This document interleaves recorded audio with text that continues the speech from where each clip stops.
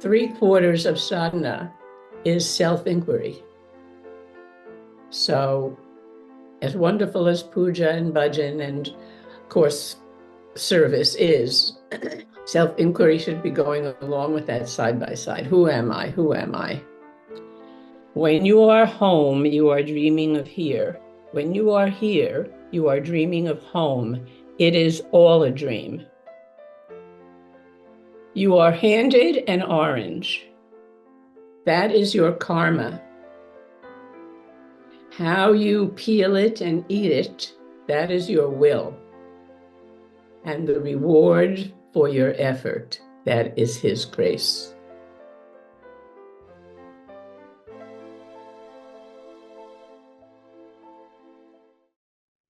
Sairam, dear listeners, welcome to Sai SOUL 100. Our guest today is Dr. Ronne Marantz, who is joining us from Annandale, New Jersey. Sairam, Sister Ronne, thank you for joining Sai SOUL 100.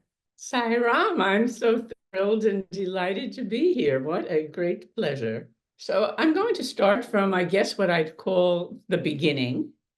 And both my mother, my sister, I have a sister who now lives out in Medford, Oregon, and my mother, who is, rest her soul in peace, who actually went to see Swami before I did. And I was rather reluctant. This was in the early 1970s. And I was rather reluctant to believe any of this, but gradually, from the behavior and stories of my mother in particular, I began to say, well, there must be something to this. So on one occasion, I used to do a lot of yoga. And on one occasion, I sat in a little meditation and I asked Swami that if he is who my family is saying he is, then would he come to me slowly and teach me how to love?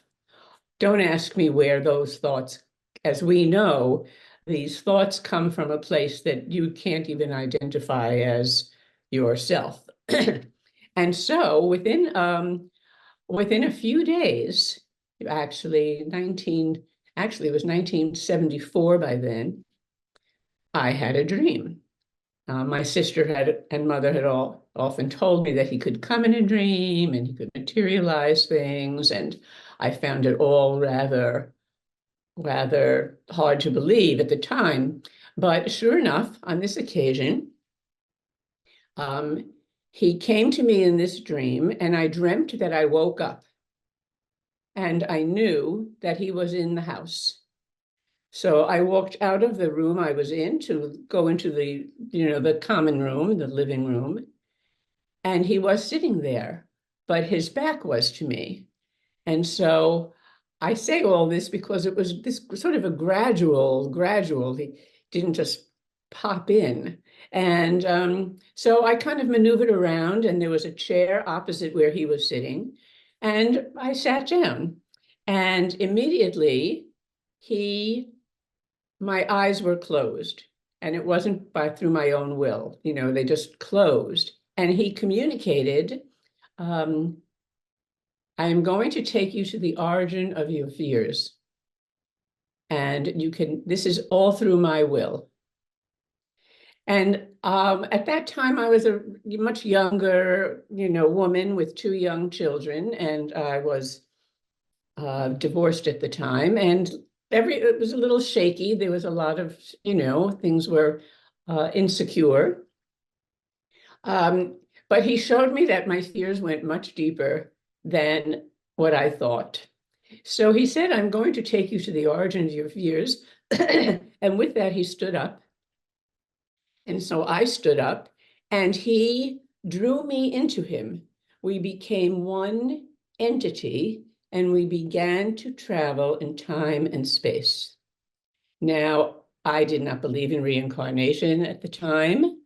But I knew in this dream, everything was shown and made very clear that this is exactly what's happening. And we were whizzing past past lives, and we stopped. We stopped in a very small church that, if my own understanding was, this must be from like the Middle Ages. It was just rough-hewn stone. There was nothing elaborate. And in fact, it wasn't even fully built. And we stopped in that church, and there on the floor, which was an earthen floor, was just the earth, there were a half a dozen abandoned infants and children who, and these were all things that I just knew, who were being taken care of by the monks who were their presence in that church. And he indicated that I had been one of those children in that past life, and that this had been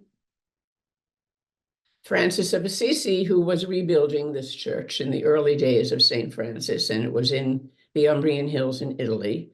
And when I afterwards, after all that was shown to me, he took me, once again, we're still together in one, as if in one body, and he took me to the outside of this church. We went through a little wooden door. We didn't open the door and walk through. We just went through instantly. And there, this church was on the top of a beautiful hills, rolling green hills, magnificent scene all around me.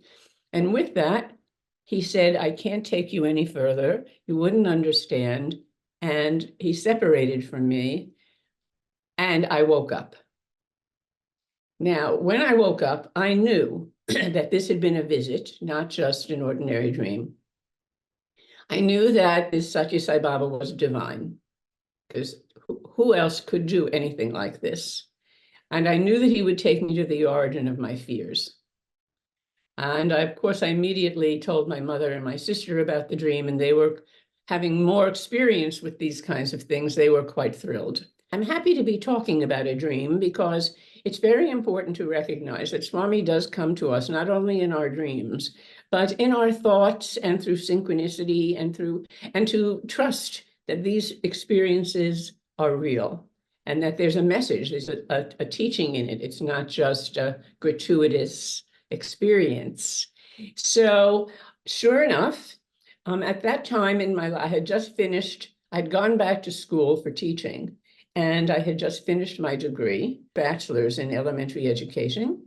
And I was looking for a job, and I got a call after, sending in applications from a school I had, was very surprised. It was a small school about a half an hour away from me. It was a public school, but it was on the grounds of a Franciscan institution who took in children who had been abandoned and abused in their life. And this is the first job I landed. And so, when I went through the gates, I knew nothing about this school at the time. It was called Little Flower School. And of course, the recorded teachings of St. Francis, the title of it is The Little Flowers of St. Francis. And so here I was, totally surprised. I didn't realize that when I went through the grounds. It's about 250 acres of a residential treatment center for children who had been indicated as taken out of their homes by social services in order to protect them. And they were sent out to this. So, and of course, I got the job. I got an interview and I got the job. And they were severely emotionally disturbed children. But I felt I had a connection. Now I understood the importance of that dream, and that because I had been a child like that, but not in the days when there was anything that could be done for you. Other than actually I had more care in that past life because of the love of these, little brothers of St. Francis. And so I taught there for about 5-6 years. And then in 79, I went on my first visit finally to see Swami. And sure enough, he called us in for an interview. I went with my mother, my sister. By that time, my sister had been married by Swami. all of these stories and many, many, many more from my family and from me are in the book that I've written, which is The Power of Love. He said to me, I have come to you twice in dreams. So it's interesting because when the interview was over, many, many wonderful things happened in that interview. But when it was over, I wondered why he would say he'd come to me twice in dreams when I could only remember that one. But sure enough, within practically just the walk back to my room, I recalled the second dream. Now, I won't go into it. It is in the book, but he had come to me in a second dream shortly after that. And that one was a teaching. He said the red and the white is, and the white is, there's the red and the white is higher. This was in that dream. And why did I recall it? Because in this first interview, there was an Indian family that was practically parallel to us, my mother, my father. They were very similar, except that they were from India. But Swami did a thread ceremony for their son. And in the thread ceremony, he said in English, because he did the whole ceremony in whether it was Telugu or some other language, I wouldn't know. But he said one thing in English, there is the red and the white is higher. And that's why I recalled that dream from several years before. But that's the whole teaching. And I can say basically that one could figure it out, but the red is Rajasic and the white is Sattvic. So it's a whole teaching about the gunas, which eventually I came to learn because, of course, after that, I began to study Swami's teachings. And I got more and more involved. I got my master's degree in special education, and I got more and more involved in the United States in the SSEHV, Balvikas and SSEHV. So that's the second follow-up to this dream. And that is that now this is 16 years later. And now I'm very involved in the Sai organization. And I get a call at the educational level. And I get a call from the country coordinator in Denmark, and with an invitation to come to Assisi, Italy, for an SSEHV conference. When I arrived, there were Sai devotees who picked me up in Rome, and we drove out to the Umbrian Hills, just like where this church had been. And as it turns out, of course, now we're going to Assisi. And this is before the internet and before I had any idea what Assisi would look like. And so now they're driving us through a completely walled ancient city, Middle Ages city. And we drive through it. And at one point in the conference, they invited me to go and actually tour it and visit it and see it. Some of the people there, they had a car. They were Italians who spoke English. And one of them in the back of the car, I was sitting in the front, one of them in the back of the car says, "Where should we take Ronnie?" And the driver says, "Let's take her to San Damiano." And I say, "Well, what's San Damiano?" And he said, "Well, that's the first church St. Francis rebuilt." And I was taken. The tears still come to my eyes when I think of it. I was taken to the exact church that had been in my dream. And the exact same scale, nothing much had been done with it. They had put a floor in, but really nothing much more. The same rough-hewn stones, the same little wooden door that we had gone through. And I felt when I went inside that church that I was home, that life was the pivotal life to precipitate this one. And I could feel all the love that I'd had in that life, very different than the kind of Western love that we feel now, even though I had a very nice family. And so it was very, very moving. And we then went outside and walked around the outside of the church, and there it was, the rolling green hills, etc., also exactly as had been in the dream. So I got the opportunity once in a talk that I gave to tell that story, this story that I just told, in front of Swami. So it just underscores the validity of remembering these kinds of validating these kinds of experiences.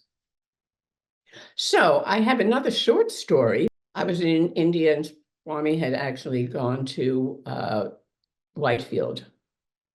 So we were in Whitefield, my sister and her husband and she had brought her second child for a baby naming at this point. And so we were all there. And fortunately, Swami called us for an interview. And on that occasion, everybody walked in first, the people who had been called. It's in the small Whitefield interview room. But I was the last one to go in. Swami was standing at the door. He almost always stood by the door and let people go in like that. And he was standing still at the door, and I was about to go in when he looked at me in a way that you had to stop. That night before, I had had a dream about home. And at that point, I was very seriously considering a marriage to someone. And so I was dreaming about that. And so as I approached Swami to go into the interview room, he looked at me in a way that I should stop, and he said, "When you are home, you are dreaming of here. When you are here, you are dreaming of home. It is all a dream." Very, very profound teaching, because Swami's teachings are on many levels. One is to reestablish Dharma, which is all about human values and living your life in a dharmic way. But the other is about Advaita and who and what we truly are. And that has been my path for the past, I would say, close to almost 20 years now, was the path, the non-dual path, recognizing that I am that, I am that. Because of that teaching. Because who am I? It's all a dream. If it is all a dream, then who am I? You must ask, who am I? I am not this one who's attempting to live a dharmic life. It's important to do that, but that's not who I am, who I really am. So it was on one occasion when I was going back to India. I went back every year for about 35 years. And so on this one occasion, when I woke up in the morning, I had a lot to do to get ready for the trip and to finish things at home so that everything was set.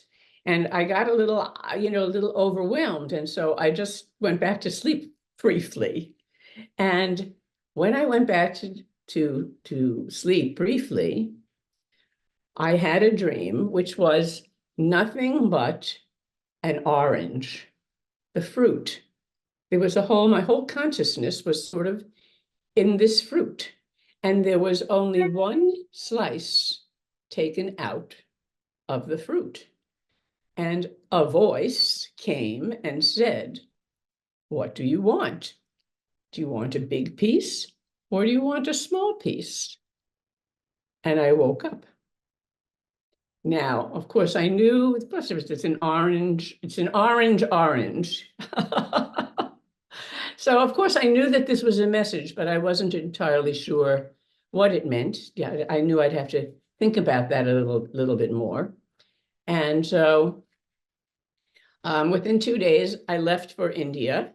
And in those days on the ashram, in the 80s, they had talks for Westerners. So to give Westerners who were coming something to do, something to keep themselves busy in between bhajan and darshan, there were, and all the professors from the institute would come and talk. So I said, well, I guess I'll be going to those now. And so I went on my first one, and I believe it was Kasturi. It may have been Professor Sachdev, who also gave a lot of wonderful talks.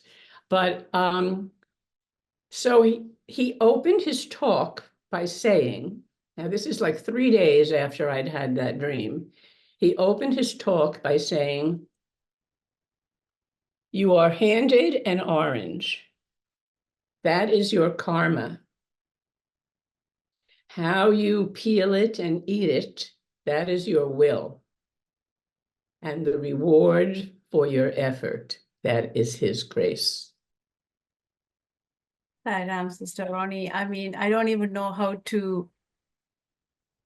what to say here. It's just unbelievable how Swami, again, precipitates the message through a dream. But he can, without the dream, you could still have those messages, but it Yes, wouldn't mean as much to you because of that dream. And then coming and reinforcing with the real yes, face-to-face experience, there's so yes, much power in it, and there's so much of deeper yes, understanding and absorption because of that. I want to go yes, back to that first dream of Swami showing you the way your fears came from, or the hardship that you would have gone through as that young child, but taken care of by that monk, right? yes, And I wanted to kind of catch that part because later on you got a degree in education. And you go and work with the children who were like you, but you got to be the monk for those children. Because of that dream, I feel you were probably so much more impactful in that role that Swami gave you, right? To shower that love to those children with that understanding that this is not who they are, this is habits that they have. exactly. And as you learned more and more about education through Swami's teachings, not through your academic teaching. Academic teaching gives you skills and this and that and the other. But it was really education, Balvikas, and education in human values that showed what true education is. But as you were speaking about giving these children love, I thought about, well, that was the first thing I had asked Swami for when I sat down. I said, bring me to you slowly and teach me to love. And so basically, I was learning how to love through these children because they were very difficult. I mean, there were times I would lose my temper. And, that you begin to realize that you cannot lose your temper, which means you have to bring up every ounce of compassion and understanding and put your own ego aside. But that was all those years that I was doing that, those 5, 6 years. He was teaching me how to love. But I think it's important to keep our eye on the prize. And the prize is, as Swami says, I will give you what you want until you want what I have come to give. And what he has come to give is the knowledge of your true self, which is beyond form. But it's very important to reflect, to be self-reflective and self-inquiry. Self-inquiry is the key to Swami's teachings, because he has said 3/4 of sadhana is self-inquiry. So as wonderful as puja and bhajan and, of course, service is, self-inquiry should be going along with that side by side. Who am I? Who am I? And even, I know you were given that ability to, that vision and the visit. Even without that, right? When in a regular path towards Swami, when all of the experiences that we are having, it may not have been validated with the dream, but the path that we are on is the path that he wants us to be. We may Yes. not understand the reasoning, we may not understand the bigger picture, but every Yes. single one of us is in the path that he wants us to be in. And we are, all of us who, of course, would love for it to be validated, but Swami is there for us, and he is taking us in that path. And I think that's the faith and the trust that we have to have. And to trust that exactly where you are at that moment in time, that is your path, without judging oneself as bad or good, but to know that this is where I have to be at this moment in time. This is my path. Sairam, Sister Ronnie, thank you for joining Sai Soul 100 and for sharing your beautiful stories. Sairam, dear listeners, thank you for listening to Sai Soul 100 with Dr. Ronne Marantz. I am Prabha Swaminathan. Until next time, Jai Sairam.